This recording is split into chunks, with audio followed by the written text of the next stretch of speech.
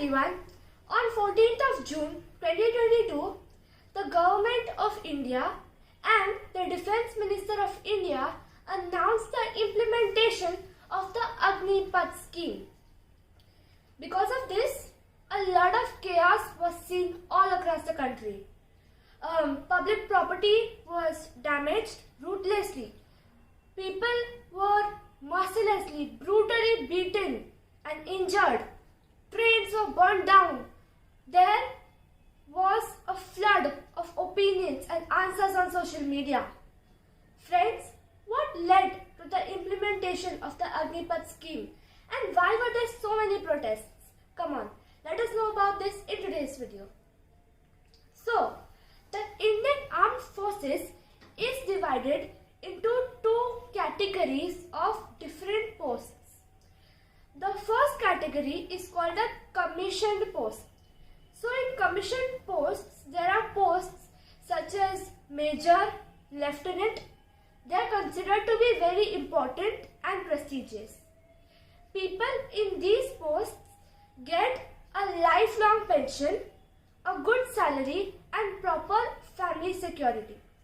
However, people in the non-commissioned posts such as Sipahi, they are not very prestigious.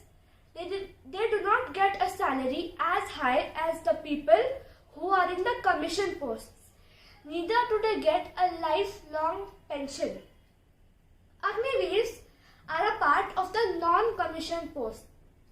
So, every year the Indian Armed Force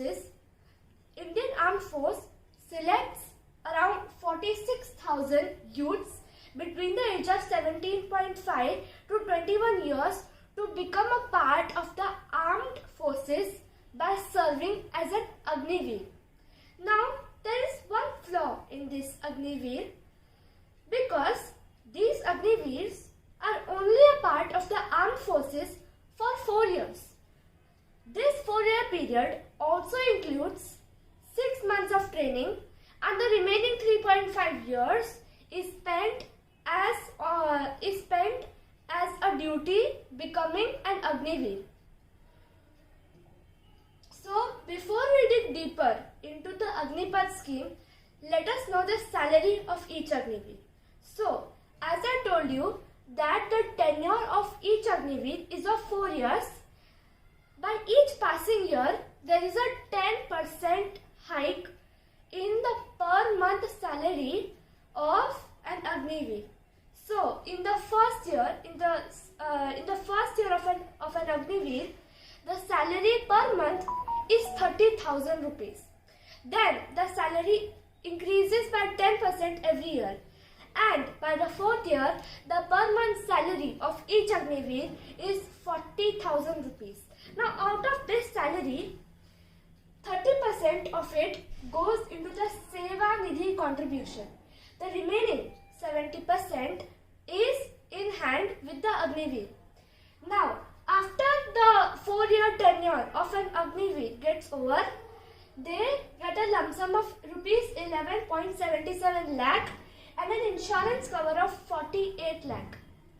Then the government gives them a certificate and asks them to go and find another job. Yes, this was the main reason why the Agniveer protests also happened. So, the main problem here was that out of all the Agniveers, only 25% of the Agniveers will further get selected and will be allowed to serve the Indian Armed Forces for the remaining 15-20 years based on their merits, qualifications and selection. The remaining 75% will have to leave the Indian Armed Forces and get another sustainable job. So, out of say 100 Agniveers, only 25 of them will be recruited and will be further allowed to serve in the Indian Army. The remaining 75 Agniveers will have to leave after their 4-year period gets over. Also, if in that 4-year tenure of that Agniveer, in case if that Agniveer dies by any cause, his family, the martyr's family, will get rupees 1 crore. Now this Agniveer scheme, this kind of scheme Agnipath scheme is not just in India. So there are many such schemes in countries such as USA, UK, Israel, China.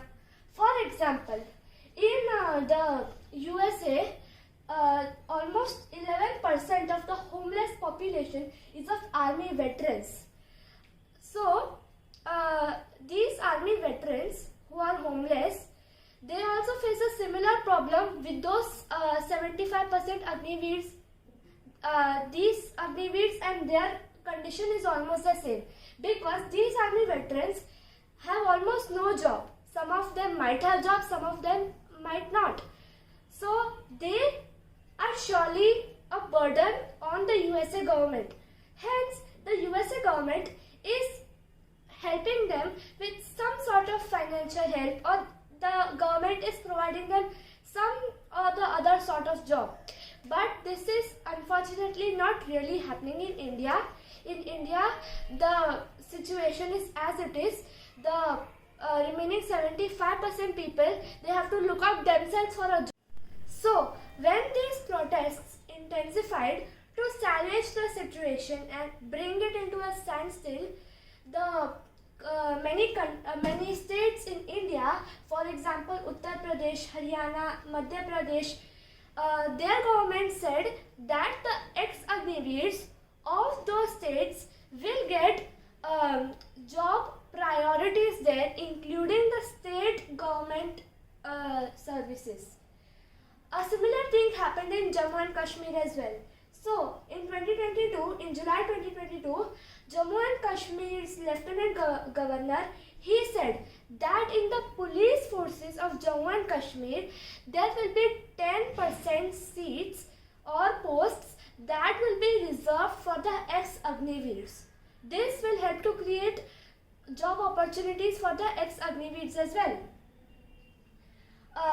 Further, when the protests intensified, the government had to bend down.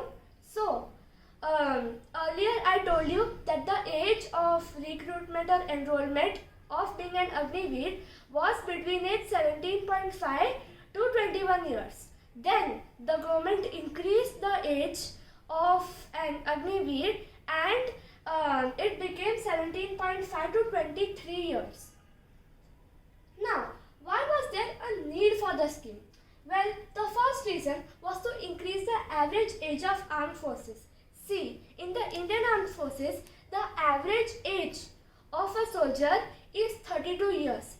Now, to make the Indian Armed Forces more youthful, more energetic, made full of young people, this Agnipath scheme was implemented. Then, to decrease the pension of armed forces. See, the current budget for defense forces is around 5.25 trillion. Now, out of this amount, 55% of this military or defense budget is spent in giving pensions and salaries. So, practically, don't you think that we are wasting the money that we have? I never said that giving pension and salary is not important. Of course, it's important, but I think we can use more money to modernize the Indian Army, to bring in more armors, weapons, to bring in more aircrafts, guns, tanks, etc. Then to modernize the Indian Armed Forces with money, as I told you. Also, one more very important thing is that in the previous years, the capital outlay, that is the money that is spent on modernizing the armed forces and to bring in more armors and weapons, and the pension budget, they both had a very narrow gap.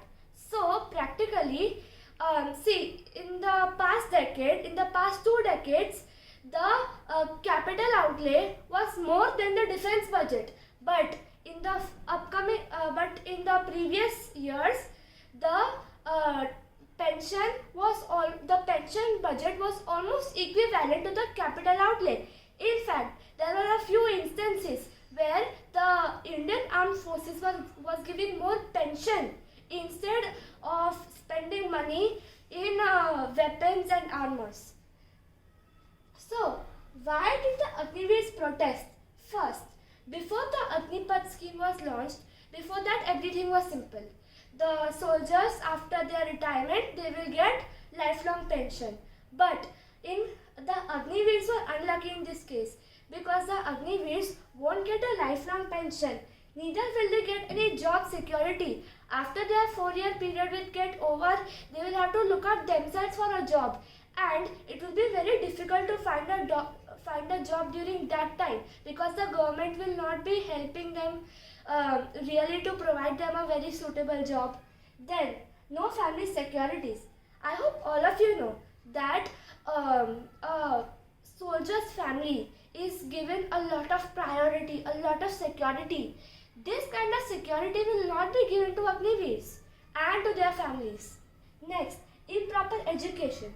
See, the ages 17 to say 20 to 23 is the most crucial period for a student's education or for a youth's education, especially in India. And if if that time will be spent in being an Agniveer, then after that Agniveer's tenure will get over, I think that Agniveer will lag behind from its peers. He will not be able to get that proper education. Next, no core jobs during that 4-year period. So see, being an Agniveer is not actually about holding guns or flying aircrafts or dealing with tanks and all. It's only about say transportation of goods, then housekeeping, etc. So there is no very important or core job. So I don't think that Agniveer after completing the tenure will get any very valuable skill set that will help that Agniveer to sustain further. Then, no proper consultation and agreement. So, before the Agnipath scheme was launched, the government did not ask the people about the implementation of the Agnipath scheme. The members of the government and the defense minister unanimously agreed, and they didn't ask the people. They implemented the scheme. That's what angered most of the people. So this led to the protests. But do you think that violence was the only answer? Because innocent people were injured brutally and they were beaten. I don't think that the people should have used such violence ways. In fact, our country, because the railway system is very important for our country, those protesters actually burned down almost 7 trains. That led to, because of that, the Indian government had to bear many losses. So friends, what do you think about this Agnipath scheme and about the protests? Do tell us down in the comments below. Thank you.